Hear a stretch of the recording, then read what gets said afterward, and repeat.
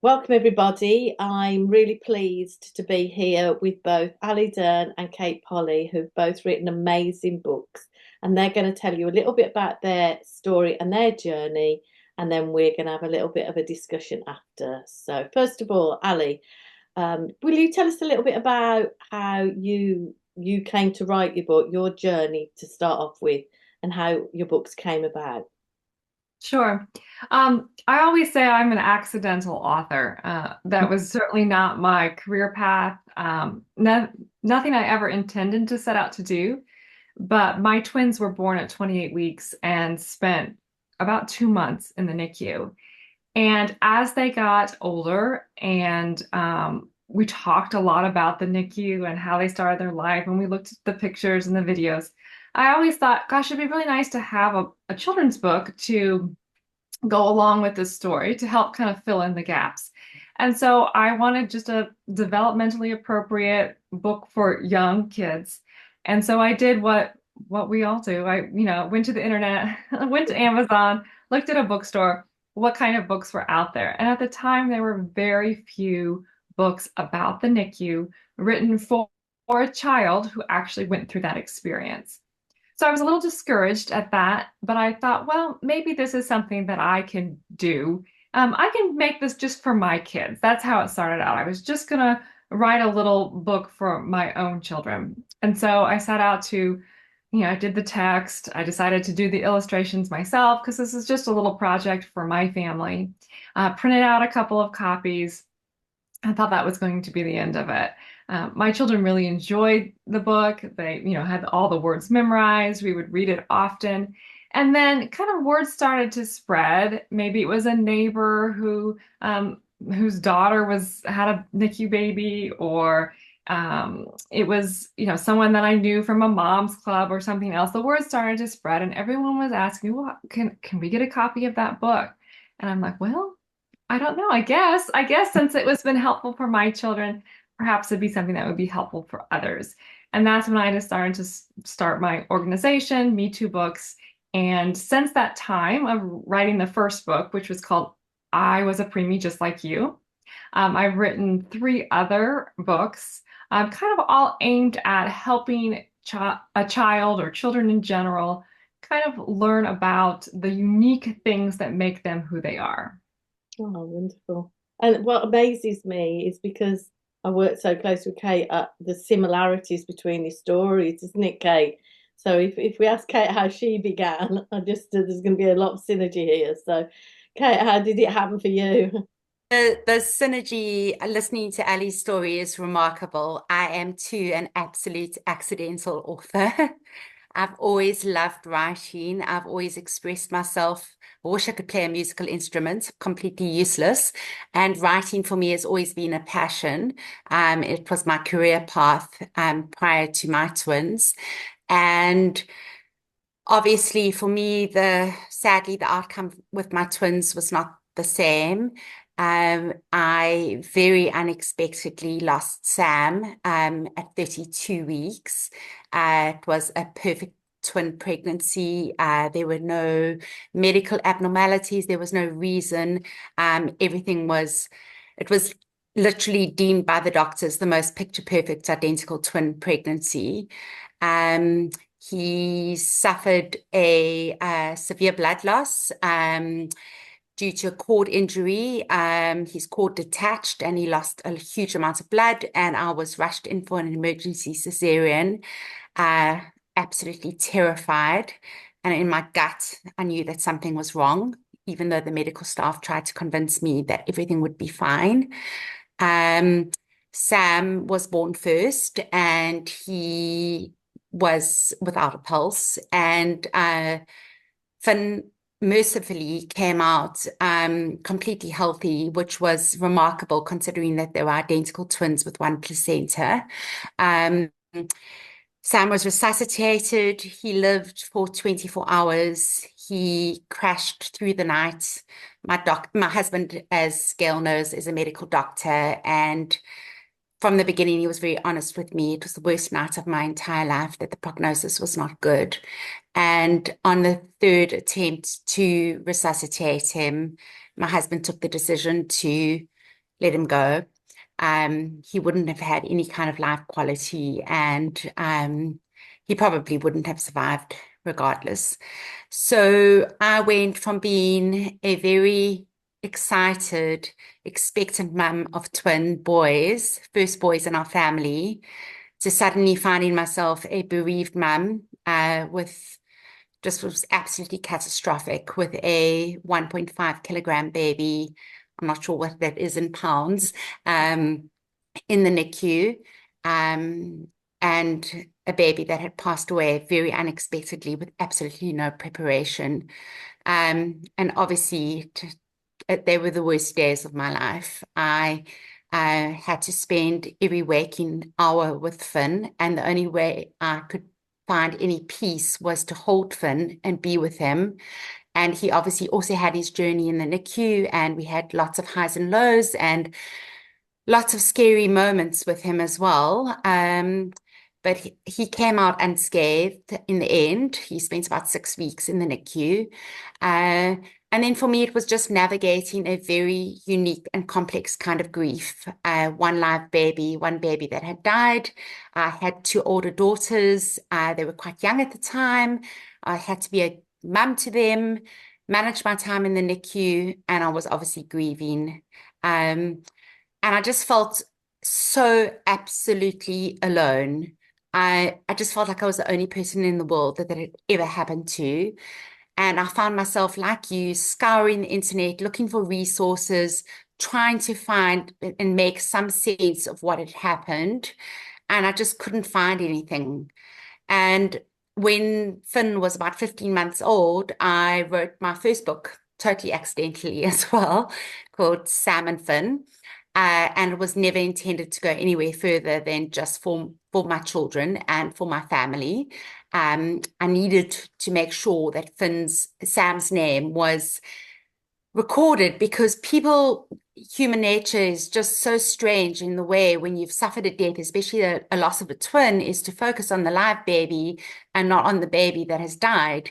And I felt so silenced by my grief that writing the book was almost like to state to the world and prove to the world that he did exist and he was important and he was my son and he did live, and he died.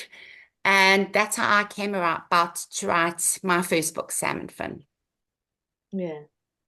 So, and both of you experienced NICU as well. Such journeys both of you have experienced. And out of it, I feel like you've created a legacy, both of you. I know you didn't set out to create a legacy, but it is lovely that both books, you becoming authors and all your books are paying it forward, helping so many people to take it from, understanding, looking at wanting those resources. And I know, Kate, there's a lot, and Ali, there are a lot more services and organisations out there. There are a lot of resources and organizations, and now that I've been in this community for a while, I'm aware of all those resources, but I don't know that even now, if I was in the NICU right now, if I would be aware of those things. You just don't know what you don't know. And when you're in the NICU, you're so overwhelmed. And really, unless those resources are coming to you bedside, it's just really hard to either want to reach out or know where to reach out. So it's certainly a problem. Even now for current NICU parents, there are a lot of resources out there, but it's really hard, I think, to connect to them at that moment. Yeah, and I think, sorry, go on, Kate, yeah? I was just going to say that I completely agree. I'm obviously speaking from both sides of being a bereaved mum and a parent of a NICU.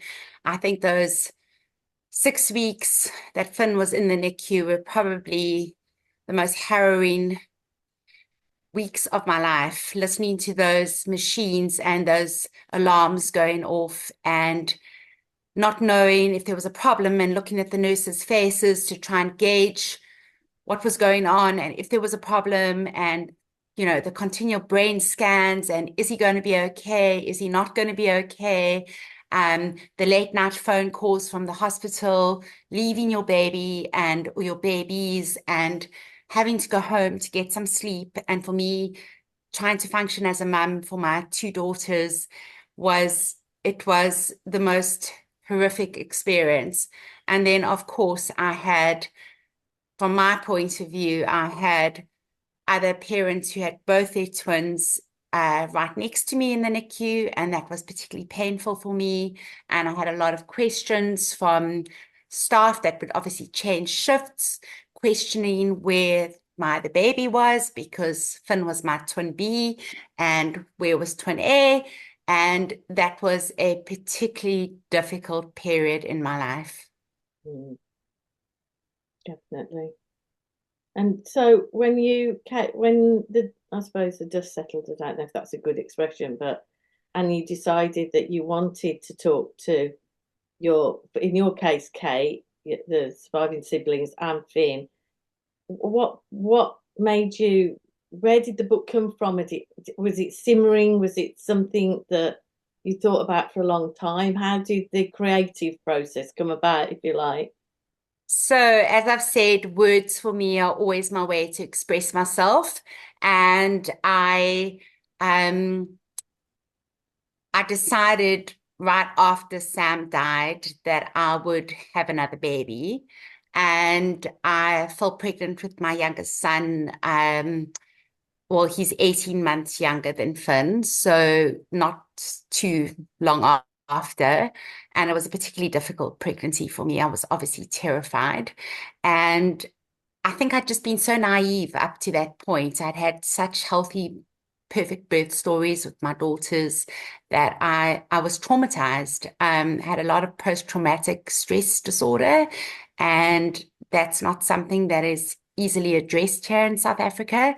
And it was just such a unique kind of loss that I felt, as I said, just so alienated and so alone.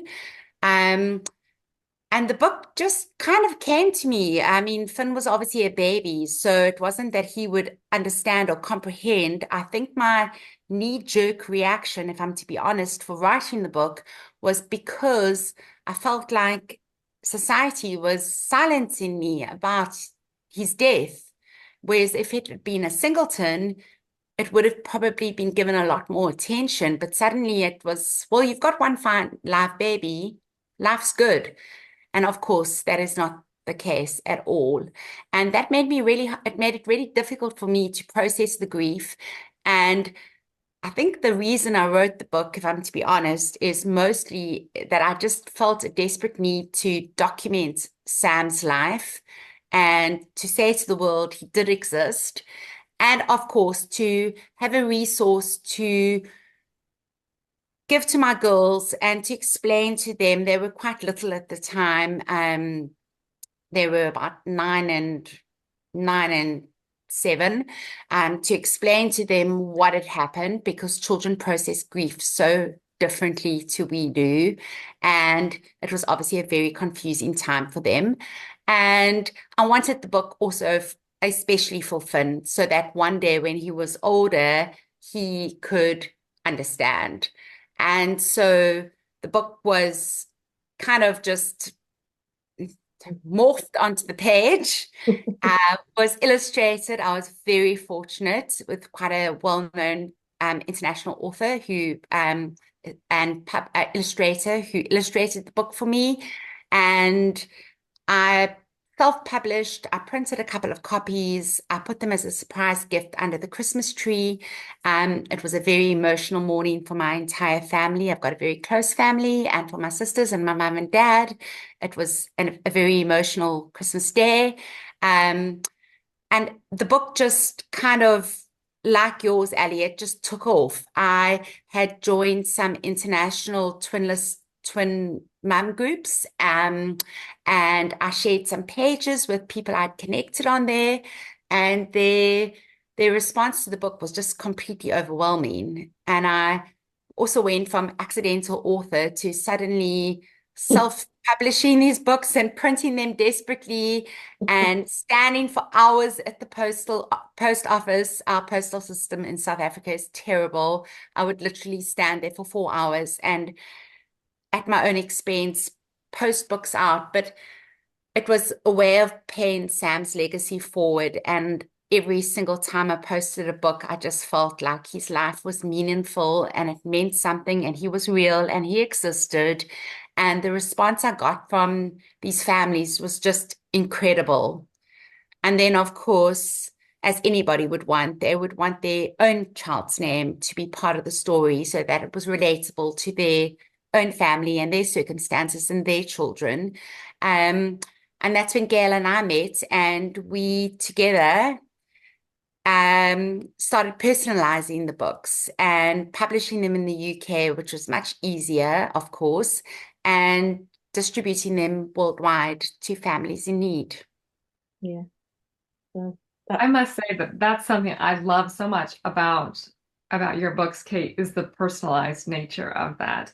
Not only do children, love to see their own names in print, but what a wonderful way to honor the legacy of a lost child. When I know I've heard a lot of parents who've lost their children say, I just want someone to say their name, say their name. And Exactly. so what a wonderful way to do that with their name in the book. So I just love that aspect of your book so much. Thank you. yeah. Yeah. Going forward, Sally, what have you got more books planned? What's your future plans? Well, I hope so. I'll say that writing that first book, similar to what Kate was saying, it just kind of, the words just came out of me, it came on the page, it was so easy. And each book after that has been a little bit harder. Yeah. So, yes, I hope that in the future there will be more books. I do have some ideas. It does seem like these days it's a little bit harder to get those books done than it was before. But yes, that's certainly my goal to continue creating books for kids everywhere. Okay. Well, what we shall do when we post this is make sure that there's a link to access your current books as well. But if you want to just give the website a little bit of a plug before we leave the conversation, where can they find the book, Sally? So the best place to find the books, now they're sold on Amazon and Barnes and Noble and everywhere, but the easiest way to find all the books is to go to my website, which is MeTwoBooks.com, and the two is like two as in twins, so METWO books.com. Brilliant. And then for Kate, for our books? Obviously, lostbooks.com. Yeah. In case that you go to view all of our books, we have generalized titles, we have the personalized titles. Obviously, we find that the personalized titles, like you rightfully said, Ali, are our best seller. People love to see their kids' names in print, and like you said, you just want people to say your baby's name. Well, I'm very privileged to have met, well, both of you now, Ali. I'll include you in that.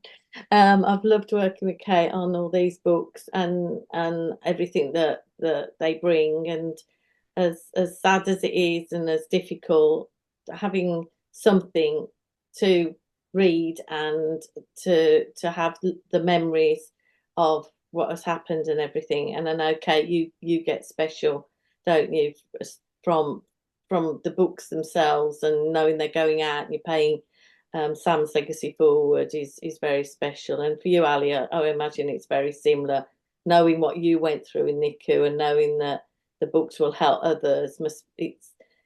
It's not just a book that you've written, they're so personal, your journeys are so personal. So from everybody out there, I'd like to thank both of you for being accidental authors. And we will make sure that we put all the links and everything on with this video that will be on YouTube and the various social media platforms. So for now, wish you both well, and thank you both for talking to me on this Baby Loss Awareness Month. Thank you. Gail. Bye Thank for now. you.